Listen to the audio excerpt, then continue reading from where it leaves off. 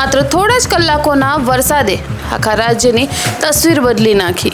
લાખો લોકો પોતાના ઘર છોડવા મજબૂર બન્યા, અનેક ગામો પાણીમાં ગરકાવ થયા। આખરે આસામમાં એવી શું સ્થિતિ છે કે આખો દેશ ચિંતામાં છે। આજે આપણે જાણીશું આસામના પૂરની સંપૂર્ણ પરિસ્થિતિ।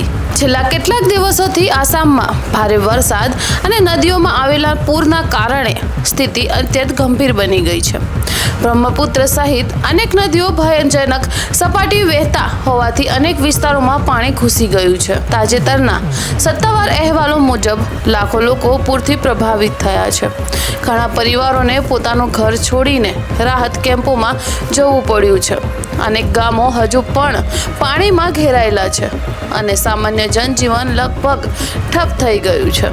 પૂરના કારણે માત્ર ઘરો જ નહીં, પરંતુ રસ્તાઓ, પુલો અને હજારો હેક્ટર ખેતીની જમીને પણ ભારે નુકસાન થયું છે।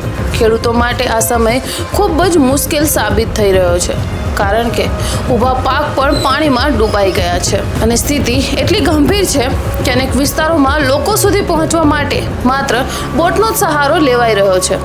NDRF, SDRF અને સ્થાનિક પ્રશાસન સતત બચાવ કામગીરીમાં લાગેલું છે। લોકોને સુરક્ષિત સ્થળે ખસેડવામાં આવી રહ્યા છે અને રાહત કેમ્પોમાં ભોજન, પીવાનું પાણી તથા દવાઓ પહોંચાડવાનો પ્રયાસ થઈ રહ્યો છે। અને દુઃખની વાત એ છે કે આ પૂર દરમિયાન અનેક લોકોએ પોતાનો જીવ પણ ગુમાવ્યો છે। જોકે કેટલાક વિસ્તારોમાં પાણી ધીમે ધીમે ઉતરવા લાગ્યું છે, છતાં ઘણા જિલ્લાઓમાં હજુ પણ સ્થિતિ સામાન્ય બની નથી। આ આપત્તિ વચ્ચે દેશભરમાંથી લોકો મદદ માટે આગળ આવી રહ્યા છે। કેન્દ્ર અને રાજ્ય સરકાર બંને રાહત અને પુનર્વસનના કામમાં જોડાઈ રહી છે।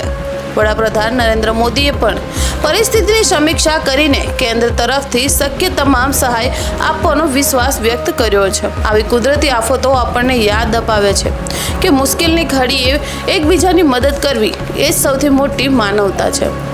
અને એક મહત્વની વાત, સોશિયલ મીડિયા પર પણ આસામના નામે ઘણા વિડીયો વાયરલ થઈ રહ્યા છે। દરેક વિડીયો ખરેખર આસામનો જ હોય તેવું જરૂરી નથી। આસામના પૂર અંગે તમારું શું કહેવું છે? તમારા વિચારો કમેન્ટમાં જરૂરથી લખજો।